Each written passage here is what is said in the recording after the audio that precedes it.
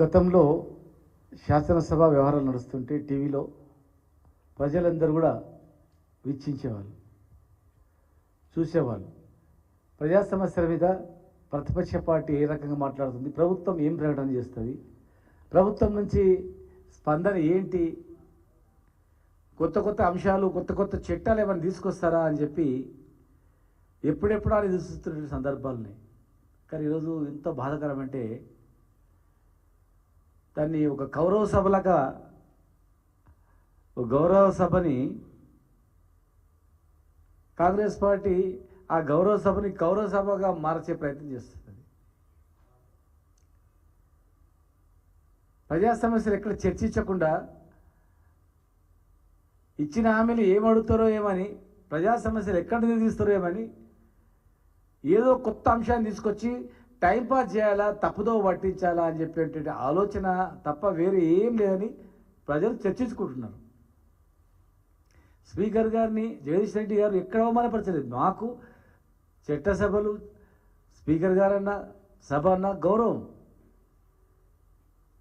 ఒక దళితుడు అని అవమానించిన లేనిపోయి అపవాదం వాడేస్తున్నారు. మళ్ళా అంటే దళితులకు ఏదో బీఆర్ఎస్ పార్టీ వ్యతిరేకం అన్నట్లు.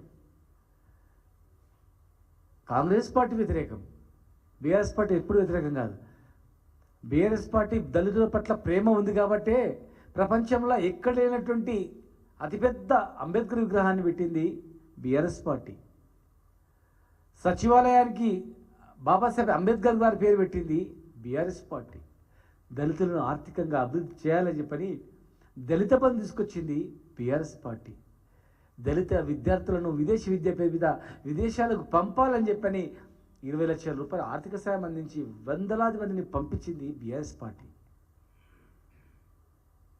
ఇంకా ఎన్నో కార్యక్రమాలు దళితులకు చేసినటువంటి చరిత్ర బీఆర్ఎస్ పార్టీ ఉంది. అంబేద్కర్ విగ్రహాన్ని, అతిపెద్ద విగ్రహం పెడితే కనీసం అంబేద్కర్ విగ్రహాన్ని జయంతి రోజు, వర్ధంతి రోజు అన్న ఒక పెద్ద పూలమాల ఇద్దామని చెప్పి కూడా లేదు. ఇస్తామన్న దళిత బంధు ఇంతవరకు ఇవ్వలేదు. బీసీలకు ఇస్తారంటే హామీలు నెరవేరలేదు. ఈరోజు శాసనసభ నడుస్తుందంటే ప్రజా సమస్యల మీద చర్చ పెట్టాలి, కానీ అసలు ఏమనంది కట్ చేసి దళిత స్పీకర్ కనుక అవమానపరిచిందని చెప్పి సభను వృధా చేయడం, తప్పుదో పట్టించడం, ఆ సమస్యలు చర్చించకుండా దీనిపైన కొనసాగేటట్టు చేయడం, దృష్టి మళ్లించడానికి మాత్రమే ఒక ట్రిక్ చేసినటువంటి కుట్ర తప్ప స్పీకర్ గారు అవమానపరిచినట్టు ఎక్కలేదు. టోటల్ లైవ్ చూపించమని చెప్పండి, ఎక్కడ అవమానపరిచిండ్రు, ఏం జరిగిందో. అలాంటిది ఏం లేదు. 165 అడుగుల విగ్రహాన్ని పెడితే కనీసం ఒక్క రోజున పోయి అక్కడ ప్రపంచ పర్యాటకులు వచ్చి చూసిపోయేటువంటి పరిస్థితి ఉన్నటువంటి దాన్ని కప్పిపడేసిండ్రు. ఈరోజు మేము ఛాలెంజ్ చేస్తూ ఉన్నాం, నిజంగా అవమానపరిచే ఫుటేజ్ బయట పెట్టండి, టోటల్గా కట్ చేసినే కాకుండా. స్పీకర్ గారే వారు కూడా ఏం చెప్పలేని పరిస్థితి ఉంది వారికి కూడా. ఇప్పుడు అలాంటి ఒత్తిడి ఉంది వారిపైన కూడా. ప్రజలు, దేశం మొత్తం కూడా బీసీల పట్ల జనగణన పేరు మీద అనేక ఉద్యమాలు జరుగుతున్నాయి దేశవ్యాప్తంగా. అది చర్చ వస్తుందేమని చూస్తున్నారు. రైతాంగం మొత్తం వర్షాకాలం ఎండిపోయిన, వర్షాకాలంలో కూడా ఎండిపోయిన చేనులు నష్టపోయారు.